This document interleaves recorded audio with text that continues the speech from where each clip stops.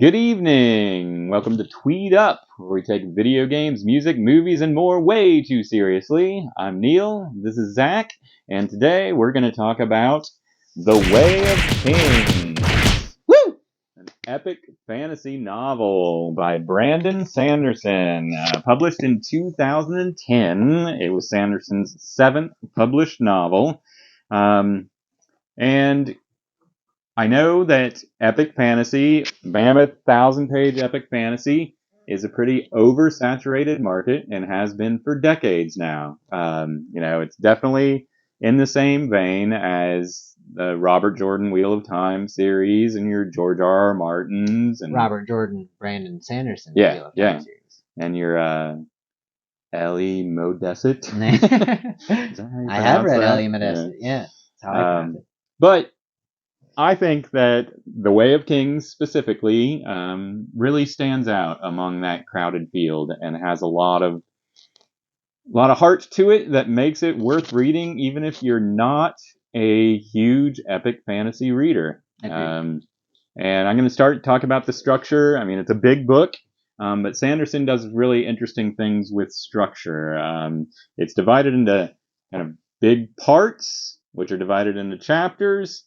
In between those parts are interludes, which are small short stories that don't generally directly affect the main characters in the rest of the novel, which are very cool. Yeah, you often have no idea what context this little blurb at the beginning even is. It's just a scene or a quote, and yeah. Oh, okay, so you're talking about the blurb. I was talking about the interludes. Oh, you're talking about actual interludes with the other stories. But what he's talking about is really cool. There's little blurbs at the beginning of every chapter, and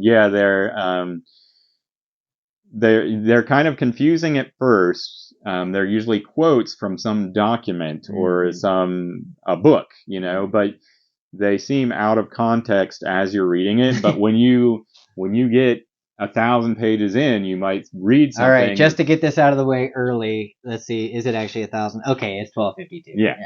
But you'll find out what those blurbs meant later, and it's really cool. Yeah. The way that he uses structure to increase the reader's enjoyment because of you're anticipating and wondering about the things that are in the blurbs and the things that are in the interludes. And I find it maybe won't grab you with the first couple chapters, but by the time you get 300 or 400 pages into it, I think Neil's exaggerating here. The very first chapter kind of shows you what this book can become. Yeah. And then you go without that for a little bit, but it's not terribly long before you start seeing some of the things. But I guess what I'm talking about specifically is the way the structure is used to sort of build anticipation and like reward the reader, for sure. It's like constant carrot, you know what I mean? Like there's this thing you never heard about before will be put in front of you. Dropped right here. And now we have interludes. With no explanation for a while. But then you find out what that is later. And it's the carrot that keeps you reading. Brandon Sanderson doesn't show a gun without somebody using that gun later on. Indeed. So that's the general structure. And it's got, like most of these kind of, well, I guess I will say this is part of a series of books called the Stormlight Archive, but this is the first book in the series, and you don't need to read anything else before it, and if you don't want to, you could read nothing else after it, and it's a self-contained adventure story, which is really good. You will be perfectly satisfied when you reach the conclusion of this book. When you finish it, you do not have to read the other 6. I wanted to, but you don't have to feel obligated. But, yeah, it's not like it ends on. Well, I mean, there are things that are cliffhangers, but there is an overall self-contained story arc in this book, and an immensely satisfying. Yeah. And like most other epic fantasy novels, there's a large cast. So we're going to talk about some of the main characters. Do we want to start with the man, or should we work our way up to him? No, I think Paladin is definitely the main character. Paladin! I'm not even going to say his last name. Oh, before we should have probably said this earlier. We're going to do our best to avoid spoilers because we really want people to read this book and enjoy this. Yeah, book. This is for people who have not read, the Stormlight or anything really by Brandon Sanderson. Because if you've read something by Brandon Sanderson, you've probably read this novel. We're going to try and we will talk about the characters and we'll talk somewhat about the plot, but we're going to try not to give anything away because I think a lot of the enjoyment specifically of this novel is finding out, what's going on in this world. So we're going to try our best to tell you about how this book made us feel, but not why it made us feel that way or how. Should be interesting. We'll see how it goes. So yeah, Paladin. Paladin, I don't know his real last name, and I'm not going to say the one they start calling him. When we're introduced to Paladin, he is a prisoner, a slave. Slavery is legal in this world, which is called Roshar. He has been such a poorly behaved slave that he has been branded across his forehead with a word that means dangerous. So he is a young man, early 20s ish. Yeah, he might be even younger than that. He's in his prime. He's a real rock, well trained former soldier. We can say that. I think he actually in the first thing you read about him, he is a soldier, right? Yeah. So yes. Okay, so he's a soldier, and he's a really good one. And yeah, you're going to see how good he is at the beginning. And then something happens, and oh gosh, now I've gotten into spoilers for chapter 3. No, I think you're all right. All right. So yeah, when you meet Paladin, good things. Not too long, he's become a slave, and he ends up in the area where a lot of this book takes place. The Shattered Plains. The Shattered Plains, the war camps in the Shattered Plains. He is sold, transferred into ownership of an army owned by a noble, and his duty is going to be to carry a bridge. The Shattered Plains is a plateau, desert, very little, if anything, grows there, and there's huge cracks between the land that are caused by the nature and some things that have happened. But essentially, to cross the Shattered Plains, you need to bring your own bridges with you. And we'll get into the livestock or lack thereof in a little bit, but the most efficient way for this to happen in this world, in this army, is for men to carry them. And so there are these enormous bridges that teams of 40 have to carry these bridges while running. Hard work. While getting shot at. While getting shot by arrows, yeah. And they put them down for armies to cross over. Yeah, and then they can take a rest break while the armies are crossing over, and then they have to run back ahead, get ahead, so they can get to that next chasm. And so that's a pretty terrible situation that Paladin finds himself in. And that's really where the sort of bulk of the story takes place, But Paladin gets assigned to Bridge 4. Yeah. Bridge 4. Yeah. So lots of other characters in this book, as Neil alluded to. There's plenty. Talk about Shallan next. So kind of the second main character is Shallan. She is a woman from a noble family, a lesser noble landowning family that has money, but they're running a little bit low on funds, and she's traveled afar overseas to try to find a way to restore her family's wealth and get them out of the pickle they're in. And she finds herself sort of apprenticing herself to a very the sister of the king. Yeah, powerful and unique character in her own right. One of my personal favorites, Yasna. Yeah. Kholin. She is a formidable woman. In this world, she is an atheist, and that causes some problems. She's a believer in science and a studier.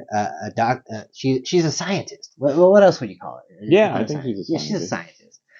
She wants to know why, and she's trying to figure out how, and look into these things that have happened in the past and how they'll impact the future. She's like a magic scientist. Yeah, she does do some magic pretty early. There's magic in this. Cool magic. Dalinar Kholin. You're gonna hear that Kholin name a lot. The Kholin family rule a nation called Alethkar. Oh yeah, that is Alethkar. Alethkar. Alethkar. You got it. All right.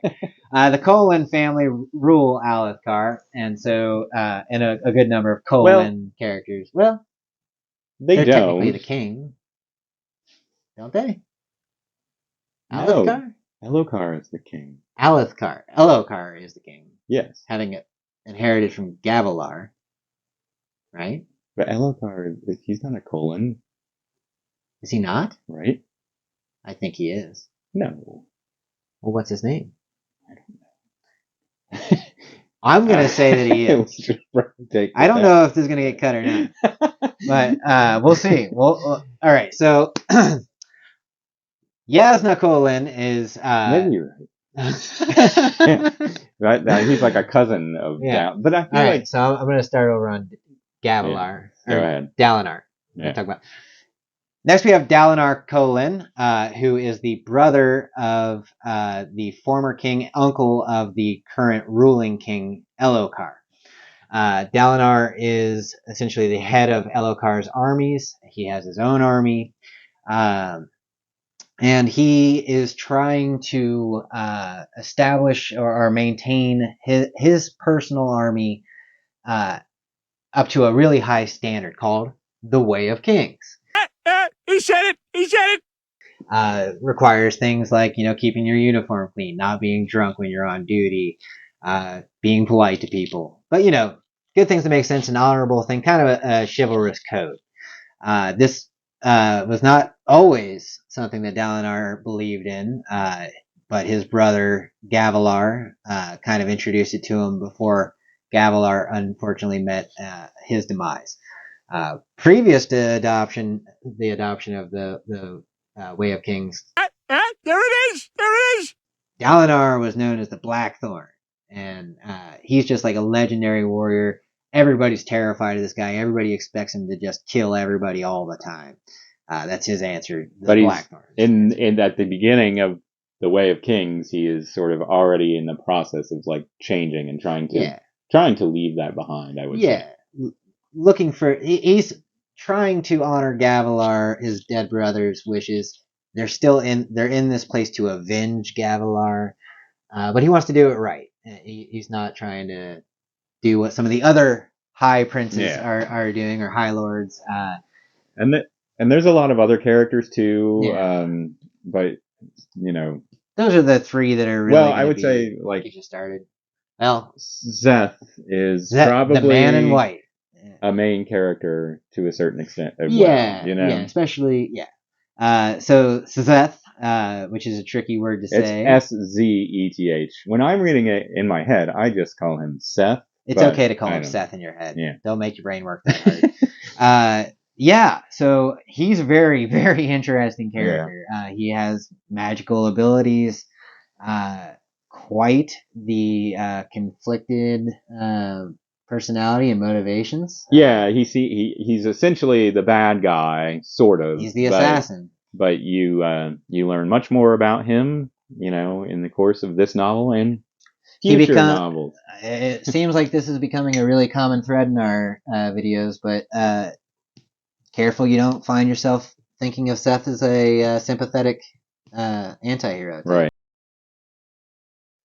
So there are lots of characters. There's lots of other really good characters. Like there's a lot of characters in Bridge 4 that we haven't talked about at all that are very important. Rock. But there's a lot of Teft. A lot of good characters. But we should talk about the world. So I just said Light Eye. So one thing that's interesting that Sanderson does in this novel is, I think, there's some subtle social commentary because the social customs of the people of Alethkar and the rest of Roshar, the world that this novel takes place on, are kind of ridiculous. And one of the main things is that they divide themselves, into social classes by the color of their eyes. So light eyes? Light eyes are like the upper class, and people with darker eyes are lower class. Light eyes are star-bellied sneeches. Dark eyes are none upon daughters. Yeah, so Paladin's dark eyes. Pretty much every other character and every other main character that we talked about is light eyes, right? Yeah. So that's, and then another thing, like there's a lot of strange social customs, like light-eyed women cover their left hands, and they call it their safe hand, and it's almost like it's lewd. If you show it it's off. like a sexual thing if someone sees your safe hand, which is ridiculous, but so are some of the things that we do, right? Don't be showing them ankles, ladies. Yeah. So that's the light eyes. Another important thing about the world are the high storms. Yeah, right? So this planet Roshar has some serious weather events that happen. They happen on a regular basis, but high storms are these momentous events. A storm with winds and rains so powerful that they literally pick up boulders. Yeah. And boulders are flying through the air. And so everything about human civilization in this world is kind of built around these recurring high storms, which seem to happen every couple weeks at the most, right? Yeah, and so like the cities are all built to withstand them. Like walls on the one side, the side that the storm comes in. All the openings are on the far side, and they have like storm shelters, or if you're they out live in and bunkers. about, and they have bunkers that you go and kind of have wine in. Yeah. And so high storms. If you get caught outside in them, you're probably gonna die. Yeah. And so lots of work making sure that doesn't happen. But they do also have a practical benefit. And without going into too much detail, so the magic in this world is based upon stormlight. High storms, stormlight. Where are we going with this? Essentially, if you have a cut gem, a gemstone, emeralds are the biggie in this book. It seems like. But rubies, moonstones, amethysts, you can actually charge these gemstones during a high storm. Yeah, you leave them out in the high storm to charge them, and that's like it's used for what they call fabrials, which are like kind of like appliances, magic appliances. They're gadgets. But it's also used for their currency. Yeah. And the currency is really interesting. And it's used for a lot of their lighting. And their magic. People that have adequate money will use these gemstones that glow, as long as they're charged from a high storm, as lighting. And anyone that has like magical abilities is using stormlight as well. And they'll like run low on it, so that makes some of the. It is a consumable. Some of the combat encounters really. Yeah, tense. Unlike some other, high fantasy where once a character gets to a certain point, they can just shred armies, Randall. Right. You can. Someone super powerful can always run out of stormlight, and then they're pretty much just a human being. Yeah, and they'll probably be pretty tired if they've been using a lot too. And also back to the storms, that also affects all the plant life. There's no real. So the plant life is all like during the storms, it like pulls back inside, and then they'll come out after the storms, and then the animal life is all like shelled, so they're mostly like hard shelled to live in this environment, and it's really interesting. Like.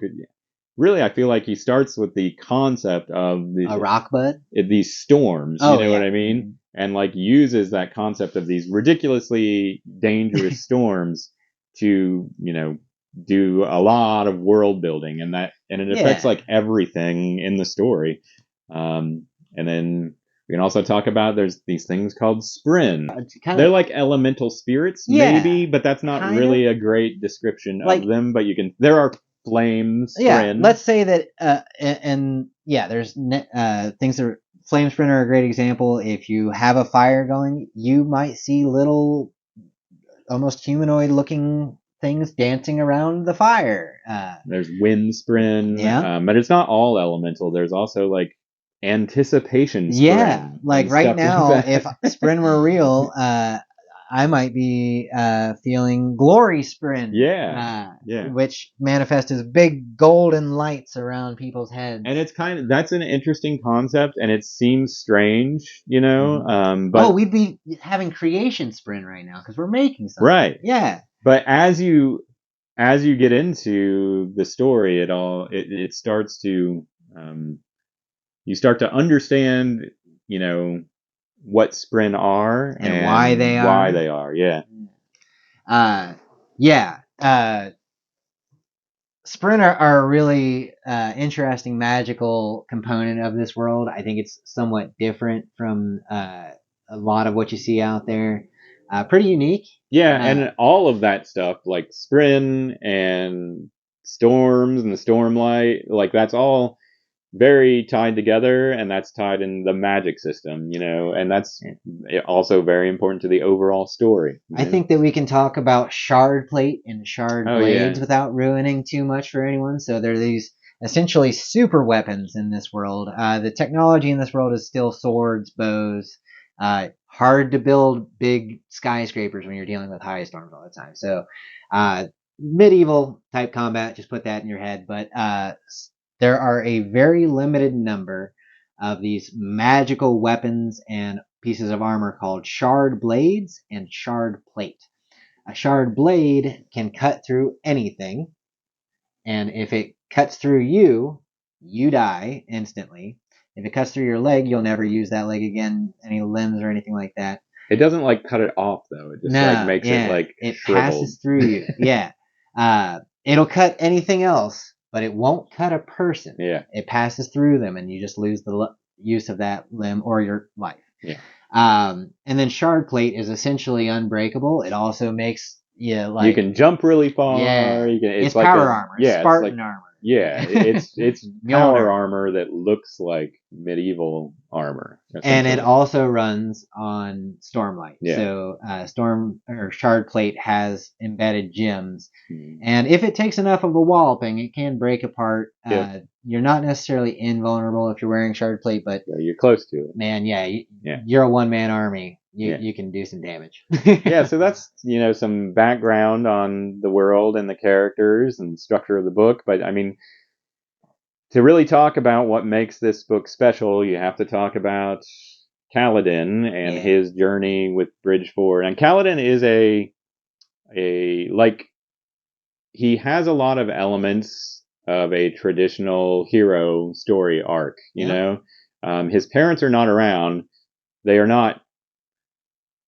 not dead, which a lot of traditional heroes like Conan or something, the family's destroyed. Yeah. Paladin is separated from his previous life for other reasons, both physical and in his own head. I don't think it's too spoilery to say there's some shame in that's keeping himself from. He doesn't want to go home and go see back his to his family. Doesn't want them to see what he's which makes it a really he's an interesting version of your traditional, hero archetype, like a Joseph Campbell hero story, like a Luke Skywalker. It has a lot of that in it, but there's enough things that are new and different that make him a really interesting character.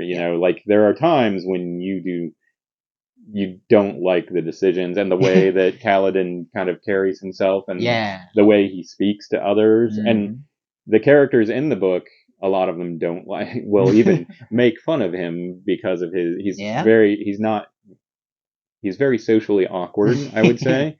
But when it's important, he's a very heroic character. He does. And I agree with everything you said, but I also think that a lot of that is intentional on his part.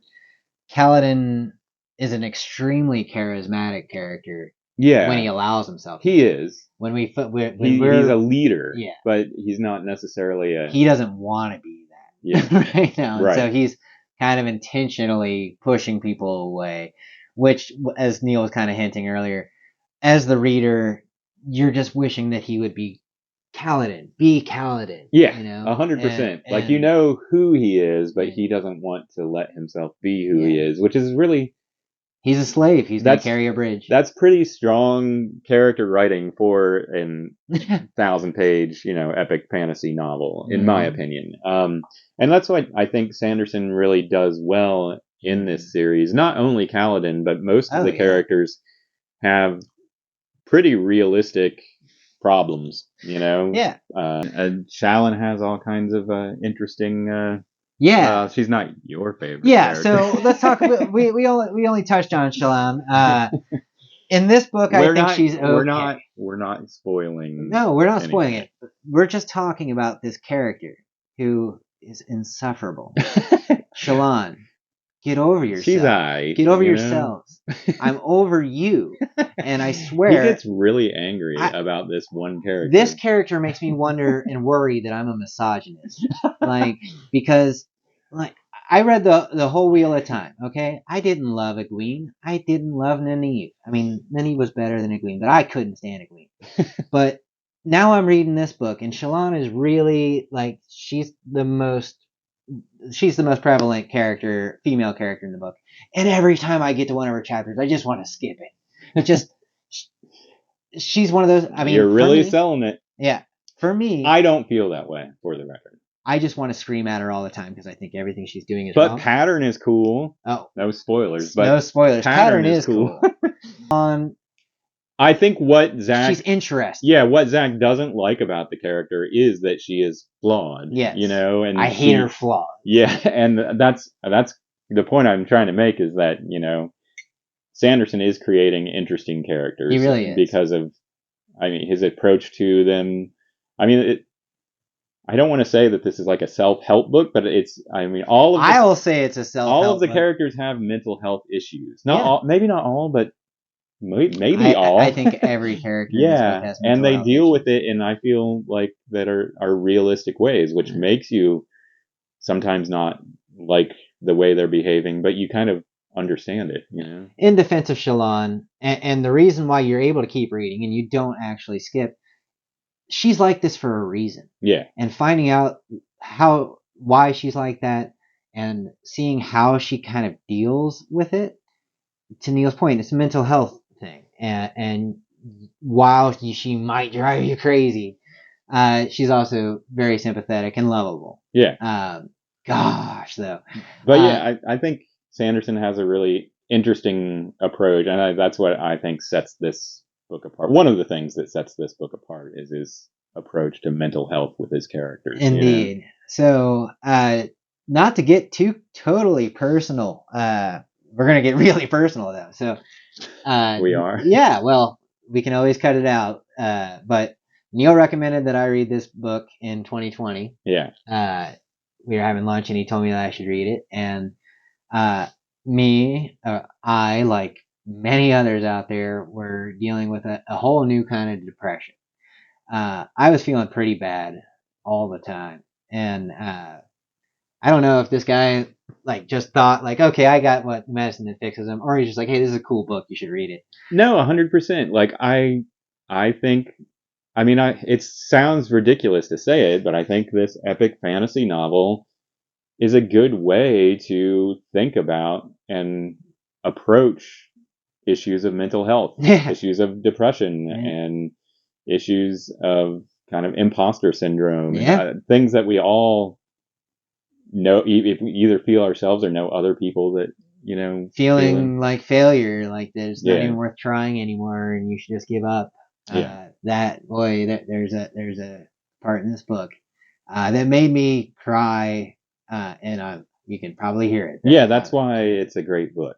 And that's part of the kind of book that makes you want to get a tattoo. That's part of the, we've talked about the expansive world and everything, but I mentioned before that there is this core adventure story about Kaladin, and that's where the heart of this book really comes forth. And I've read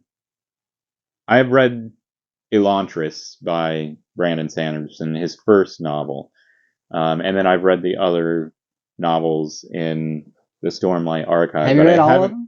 Yes. You read Rhythm of War? Yes. Oh, cool. But I have not read any of his other novels. You didn't read Mistborn? No. No. So I read Mistborn. Oh, nice. Yeah. But, I mean, I don't know much about Brandon Sanderson's, like, personal life, but he seems to have a good understanding or has done some research about mental health issues. But back to the Way of Kings, I think we just close and saying, like, if you like a grand adventure with excellent characters, set in an interesting world, and I think something I didn't say before, and you might have, because of what we've been talking about, like, this has an almost sci-fi world building aspect to it with a classic high fantasy, epic fantasy in a more sci-fi world. It almost reminds me of, like, Black Sun Rising. Remember Black Sun Rising? What a great book and series of books. Yeah. We could really talk about some books, man. I own that series. Yeah. But if you haven't heard of, look it up. Yeah. We might talk about it at some point. Yeah, I don't want to talk about it too much right now. C.S. Friedman. Yep. Good stuff. Chronicles of Thomas Covenant the Unbeliever someday, maybe? Oh, yeah. Yeah. But this is a great book. Check out Way of Kings. Even if you're not someone who normally reads the fat books. The 5-pound paperback. Yeah. If you're somebody that could use, maybe you're feeling down, and, I'm not going to say that anybody can pick up this book. It's a long book. But I think that if you need in your life some entertainment and need maybe a little bit of encouragement and a new way of looking at things, this book is a really good one to try out. Brandon Sanderson finished off the Wheel of Time series. I thought he did so in a magnificent manner. I read the Mistborn series. I think I've read them all. I really, really enjoyed those. This one, I would say that Way of Kings made a bigger emotional impact on me than any Wheel of Time book did. Yeah. Then again, it's been a while. But as an adult, this is a really great book. Yeah, I mean, I like the Wheel of Time, but I don't think any individual Wheel of Time books has a standalone adventure story that holds up on its own as well as this does. This is way better than Eye of the World, and Lord of Chaos is by no means a standalone novel. Right. Yeah. And that's not to say the further books 2, 3, and 4, and there's a couple spin-off books in this series so far, they're great too. Oh, yeah. But this one has, I think because it's the first one, it has that sort of standalone adventure story there that really makes it shine, This one's the only one that so far has, like, made me break down sobbing and crying, but, like, healing at the same time. Second and third books, really fantastic. I've been enjoying the heck out of them. So, give them a try. Yeah. Yeah. Read a book. This is our first book review. Hope you liked it. Did you hear us mention another book that you want to hear, want us to talk about?